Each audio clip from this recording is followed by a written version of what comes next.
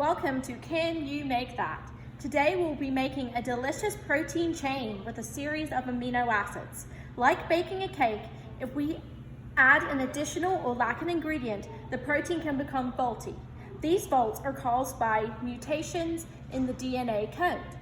A frameshift mutation occurs when a base pair are added or deleted from the sequence, causing a shift in the reading frame in all the codons following the mutation site.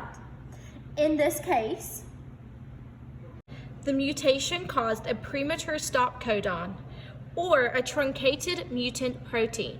Here is the normal protein sequence or recipe. Here's the mutant protein. This is not quite right. Let's see how this happened. Like our recipe, there are what I call my 3 steps to success to solving this problem. Step 1, we're going to write out all the possible codons, just like this that I've already done below. Step 2, we're going to draw connections between the bases and work out whether there was a deletion or an insertion. So here you've noticed that these two are the same. These two are also the same. And then, there's a change in the protein base. So this is where our mutation must have occurred. So how do we get from here to here? We have to look at these.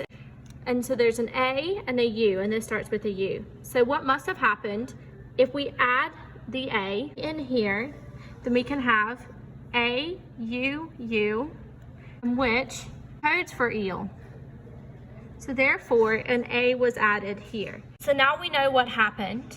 We can work out the sequence of bases. We worked out that we inserted this A, and this A is the kicker. It's going to kick everything over by 1, and we're going to move our reading frame over by 1.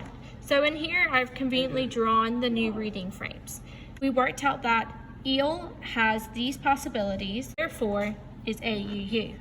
Now histine has to start with a C. So on the original, we're going to look at which one starts with a C in this next reading frame, and that would be UUC. So now we're going to move along and start with this C, and this C is going to be the starter of the THRA codon. So this is going to be CAC. Pretty simple, right?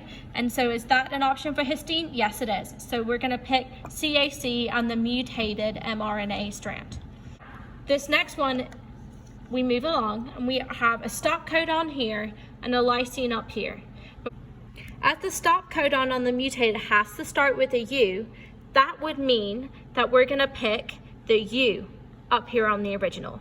So this is going to end up ACU. So we're going to start here with the U at this reading frame. So it can be U, AA, and that is an option for the stop codon. 2 sequence have been written out here. We don't necessarily have an exact codon for a lysine, so it could be A or AAG, and then it could be any of the glycine codons.